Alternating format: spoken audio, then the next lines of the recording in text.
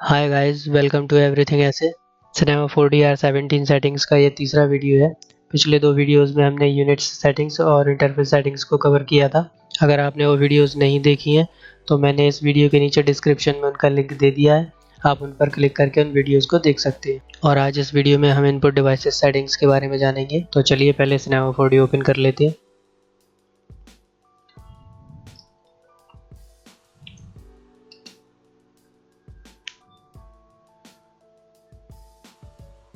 Input devices settings के लिए edit menu पर क्लिक करिए। उसके बाद प्रेफरेंसेस पर क्लिक करिए। तो यहाँ पर प्रेफरेंसेस का डायलॉग ओपन हो जाएगा। इसके बाद इनपुट डिवाइसेस पर क्लिक करिए। इस पर क्लिक करते ही इनपुट डिवाइसेस की सेटिंग्स आ जाएंगी। यहाँ पर जो पहला ऑप्शन है PSR कर्सर, इसमें PSR का मतलब है पोजीशन, स्केल और रोटेशन। इसके सामने एक चेक बॉक्स है। अगर हम इस ऑप्शन को इनेबल करेंगे, इस पर चेक लगाएंगे, तो जब भी हम PSR टूल सेलेक्ट करेंगे तो उन टूल्स का जो कर्सर होता है वो हमारे डिफ़ॉल्ट कर्सर के साथ में दिखाई देगा। ये तीनों टूल्स यहाँ पर हैं। मूव टूल, इससे हम ऑब्जेक्ट को मूव करते हैं, उसकी पोजीशन सेट करते हैं। दूसरा है स्केल टूल, इससे हम ऑब्जेक्ट को स्केल करते हैं। और तीसरा टूल है रोटेट टूल, इससे हम ऑब्जेक्ट को रोटेट करते हैं, उसे घुमाते हैं। अभी हम इनमें से किसी को भी सिलेक्ट करेंगे तो उसका कर्सर हमारे डिफ़ॉल्ट कर्सर के साथ में नहीं दिखाई दे रहा है। लेकिन अगर हम इस ऑप्शन को इनेबल कर देंगे, PSR कर्सर को इनेबल कर देंगे, तो जब भी हम इस टूल को सिलेक्ट करेंगे इन तीनों में से किसी को, तो इनका कर्सर जो है हमारे डिफ़ॉल्ट कर्सर के साथ में दिखाई देगा। ये देखिए, जो प्लस की तरह हमारे कर्सर के साथ में एक और आइकन दिखाई दे रहा है, वो मूव टूल का कर्सर है। और अगर हम स्केल वाले टूल को सिलेक्ट करते हैं तो इसका जो डिफ़ॉल्ट कर्सर होता है वो हमारे कर्सर के साथ में दिखाई देता है। और अगर हम रोटेट टूल को सिलेक्ट करेंगे तो रोटेट टूल का आइकन हमारे डिफ़ॉल्ट कर्सर के साथ में दिखाई देगा। इससे ये पता चल जाता है कि हम कौन सा टूल सेलेक्ट किए हुए हैं। इसके बाद दूसरा ऑप्शन है टूल कर्सर्स। कुछ टूल्स ऐसे होते हैं जिनका कर्सर या आइकन बाय डिफ़ॉल्ट हमारे कर्सर के साथ में दिखाई देता है, और कुछ टूल्स ऐसे होते हैं जिनका कर्सर या आइकन हमारे कर्सर के साथ में नहीं दिखाई देता है। जैसे अगर हम पेन टूल को सिलेक्ट करेंगे तो इसका जो कर्सर है, इसका जो आइकन है, वो हमारे डिफ़ॉल्ट कर्सर के साथ में दिखाई दे रहा है। और अगर हम कोई दूसरा टूल सेलेक्ट करते हैं, स्केच टूल सेलेक्ट करेंगे यहाँ से, तो इसका जो कर्सर है, इसका जो आइकन है, वो हमारे डिफ़ॉल्ट कर्सर के साथ में नहीं दिखाई दे रहा है। और अगर हम दूसरा टूल सेलेक्ट करेंगे तो इसका कर्सर भी हमारे डिफ़ॉल्ट कर्सर के साथ में नहीं दिखाई दे रहा है। अगर हम इस वाले ऑप्शन को टूल कर्सर्स को इनेबल कर देंगे और फिर हम जो भी टूल सेलेक्ट करेंगे उसका कर्सर हमारे डिफ़ॉल्ट कर्सर के साथ में दिखाई देगा। अभी हमने ये वाला टूल सेलेक्ट किया था, इसका कर्सर हमारे डिफ़ॉल्ट कर्सर के साथ में नहीं दिखाई दे रहा था, लेकिन अब हमने इसको सिलेक्ट किया तो यहाँ पर इसके साथ में इसका आइकन भी दिखाई दे रहा है हमारे कर्सर के साथ में। इसके बाद तीसरा ऑप्शन है माउस मूव एक्टिवेशन।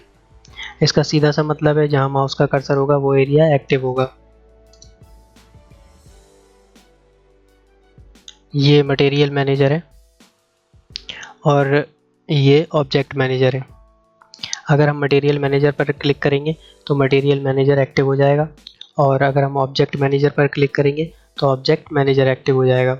लेकिन अगर हम इस ऑप्शन को इनेबल कर देंगे माउस मूव एक्टिवेशन को, तो हमें क्लिक करने की ज़रूरत नहीं पड़ेगी। अगर हम ऑब्जेक्ट मैनेजर पर कर्सर को ले जाएंगे तो ऑब्जेक्ट मैनेजर एक्टिव हो जाएगा, और अगर हम मटेरियल मैनेजर पर कर्सर को लाएंगे तो मटेरियल मैनेजर एक्टिव हो जाएगा। इसको और अच्छी तरह से समझने के लिए हम ऑब्जेक्ट मैनेजर में कुछ ऑब्जेक्ट क्रिएट कर लेते हैं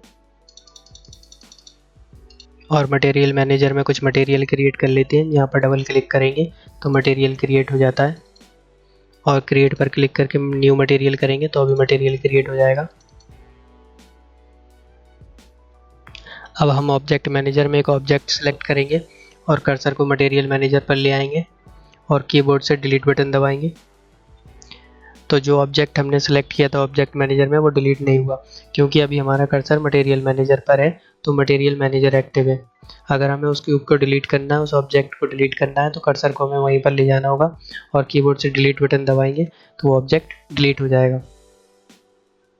इसी तरह से हम एक मटेरियल सेलेक्ट करेंगे और कर्सर को ऑब्जेक्ट मैनेजर पर ले जाएंगे और कीबोर्ड से डिलीट बटन दबाएंगे तो जो मटेरियल हमने सेलेक्ट किया था वो डिलीट नहीं होगा, क्योंकि अभी हमारा कर्सर ऑब्जेक्ट मैनेजर पर है, तो ऑब्जेक्ट मैनेजर एक्टिव है।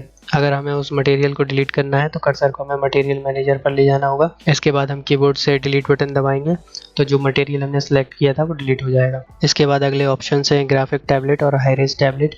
इन ऑप्शंस को इनेबल करने की ज़रूरत तब पड़ती है जब आप अपने सिनेमा 4D के साथ में ग्राफिक टैबलेट यूज़ कर रहे होते हैं। ग्राफिक टैबलेट के बारे में तो आपको पता ही होगा, और अगर नहीं पता है तो मैं बता देता हूँ कैसा होता है। ये देखिए, ये है हुई 11060 Pro Plus graphic tablet. Graphics designers के लिए काफ़ी अच्छी डिवाइस है। अगर आपके पास ये डिवाइस है तो आपने ये ऑप्शन इनेबल कर ही लिए होंगे। इसके बाद लास्ट ऑप्शन है open commander dialog on mouse position. अब ये कमांडर क्या होता है इसके बारे में भी जान लेते हैं। कमांडर का यूज़ करके आप किसी भी ऑब्जेक्ट टैग टूल्स को बिना विंडो मैनेजर को यूज़ करे डायरेक्ट कमांड देकर कॉल कर सकते हैं। कमांडर को ओपन करने के लिए यहाँ मैग्नीफाइंग ग्लास आइकन पर क्लिक करिए तो कमांडर ओपन हो जाएगा, या फिर कीबोर्ड से Shift+C दबाइए तो कमांडर ओपन हो जाएगा। अभी ये कमांडर सेंटर में ओपन हो रहा है, लेकिन अगर हम इस ऑप्शन को इनेबल कर देंगे open commander dialog on mouse position, तो हमारा कर्सर जहाँ पर होगा कमांडर वहीं पर ओपन होगा। अगर कर्सर को हम यहाँ ले आएंगे तो कमांडर यहाँ पर ओपन होगा।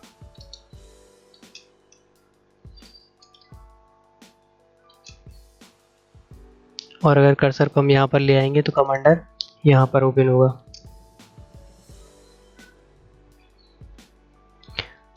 अब कमांडर से कुछ बनाकर भी देख लेते हैं। पहले हम इन ऑब्जेक्ट को डिलीट कर देते हैं।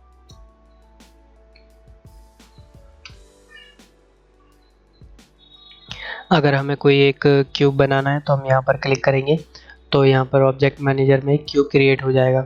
अब हम इसे डिलीट कर देंगे और यही क्यूब हम कमांडर से बनाएंगे। तो कमांडर से बनाने के लिए पहले कमांडर ओपन करेंगे, कीबोर्ड से Shift+C दबाएंगे, कमांडर ओपन हो जाएगा और यहाँ पर हमें कमांड लिखना पड़ेगी क्यूब,